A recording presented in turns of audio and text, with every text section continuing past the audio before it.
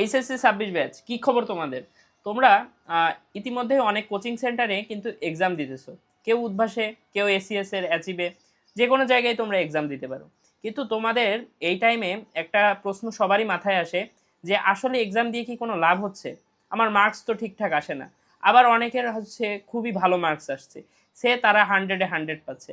তখন তারা ভাবছে যে আসলে এই একাডেমিক লেভেলের এক্সাম দিয়ে কি আমার হবে? আমার তো অ্যাডমিশন লেভেলের পড়াশোনা শুরু করে দেওয়া উচিত এবং আমার তো বেশ ভালো একটা প্রিপারেশন হইছে। তো এই ২ টা সিনারিওই আছে এখানে। তো আমি যদি বলি যে তুমি যেই পর্যায়ে থাকো না কেন, তোমার এক্সাম দেওয়াটা একটা মাস্ট। যদি কোয়েশ্চেন স্ট্যান্ডার্ড হয়। মানে ধরো একটা কোচিং সেন্টারে কোশ্চেন খুবই মানে হার্ড করতেছে, মানে এমন কোশ্চেন করাইতেছে যেগুলা তোমার বোর্ডে পড়ার তো সম্ভাবনাই নাই, আবার অ্যাডমিশন লেভেলেও পড়বে না, এরকম কোশ্চেনও অনেক সময় করে। তো এরকম কোশ্চেন যদি করে, যেটা ম্যাক্সিমাম ক্ষেত্রে আমি আমি ফেস করি নাই, এই এইচএসসি লেভেলের যে কোচিং এর এক্সামগুলো হয় এখানে আমি ফেস করি নাই। তবে যদি কোনো কোনো একটা কোচিং, সবাই তো আর উদ্ভাস বা অ্যাসিবে করে না, তো কোচিংয়ে এরকম কোশ্চেন করাইতেছে যে খুবই মনে করো ডিফিকাল্ট লেভেলের, তাইলে আমি বলবো যে তোমার ওইটা স্কিপ করা উচিত। কিন্তু যদি তোমার কোশ্চেন হয় স্ট্যান্ডার্ড বা একটু ডিফিকাল্ট, আমি বলবো না খুবই ইজি, কোশ্চেন ডিফিকাল্ট হবে বাট স্ট্যান্ডার্ড, তোমার সিলেবাসের ভিতরের জিনিসই পড়াইতেছে, তো সেই ক্ষেত্রে তুমি কোনোভাবেই এক্সামটা মিস দিবা না।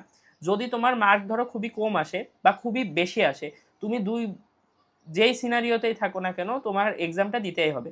কারণ দেখো, যদি তুমি এখন এক্সাম বেশি বেশি দাও, তাহলে যখন তুমি এইচএসসি এক্সামে বসবা বা যে কোনো এক্সামে বসবা, তখন তোমার মধ্যে যেই একটা আনকমফোর্টেবল ফিল যেটা থাকে সেটা কিন্তু কাজ করবে না, তোমার কাছে এক্সাম দেওয়াটা একটা মানে হ্যাবিটে পরিণত হয়ে যাবে। তখন তোমার কোনটা বোর্ড এক্সাম কোনটা অ্যাডমিশনের এক্সাম এটা কোনো ফিলই দিবে না, তোমার মনে হবে যে আমি তো রিল্যাক্সে লিখতেছি। এই জন্য তোমার এক্সামটা অবভিয়াসলি ভালো হবে, তোমার প্রিপারেশন যেমনই হোক। মনে করো তোমার প্রিপারেশন একদম লো, কিন্তু তুমি এক্সামও দাও নাই, তাইলে ওই সেম প্রিপারেশনে তোমার এক্সামের যেই মানে মার্কটা তুমি পাবা, তুমি যদি ধরো ৩ মাস এক্সাম দিলা এবং তোমার প্রিপারেশনটা সেমই আছে, কিন্তু তুমি প্লাস এক্সাম দিছো ৩ মাস, তাইলে তুমি অবশ্যই আগের থেকে ভালো মার্কস পাবা। কারণ তোমার প্যানিক করবা না এক্সামে হলে, তুমি প্রেশার হ্যান্ডেলিংটা করতে পারবা এবং মেনলি টাইম ম্যানেজমেন্টটা খুবই ইম্পর্টেন্ট এখানে। টাইম ম্যানেজমেন্টটা যদি ঠিকভাবে করতে পারো তাহলে অবশ্যই তোমার এক্সামটা খুবই ভালো হবে।